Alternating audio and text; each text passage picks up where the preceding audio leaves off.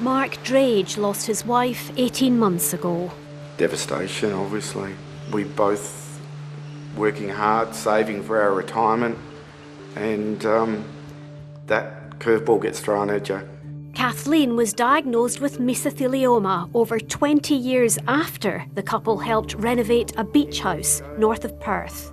She climbed up onto a very old asbestos roof and ended up with fibres all over her clothing. Some of these products should have had a product recall years ago. That may have saved my wife's life. About 6 million tonnes of the material remains in everything from roofs to wall panels, with the cost of removal one of the big barriers. It's starting to show in the numbers and the amount of people that are coming down with an asbestos-related disease through home renovations.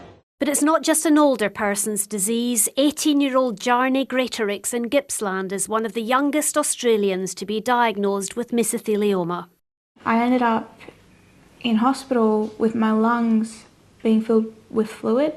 I couldn't breathe.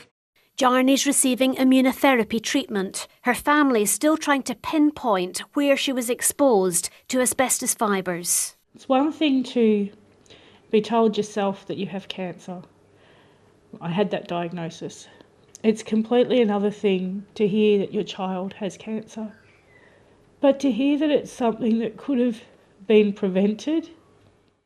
Exhibiting at this trade show in Newcastle, Barry Robson's been trying to raise awareness for 30 years. Any house built before 1990? He says stronger laws are needed, including registers disclosing if asbestos is present in homes on the market. In other words, that the buyer of that house knows that this house contains asbestos. And that's a proposal that's actually outlined in this strategic plan, which points out that over 4,000 Australians are still dying from asbestos-related diseases each year. The plan calls for incentives to encourage homeowners to have asbestos surveys done and for these to be disclosed at point of sale and lease. But the real estate industry is calling for bonded asbestos that's in good condition to be exempt from any mandatory rules unless there's a clear risk. I think it's important to disclose potential asbestos to our renters and our purchasers, but we just need to work out how it's best to do that without imposing extra costs on consumers. These professional asbestos removalists aren't taking any chances. People are a bit sort of maybe naive or flippant about it. They think it'll be okay, it won't happen to me. They're set to be busy in coming decades. Well, the old saying is, do it yourself, do yourself in. It's as simple as that.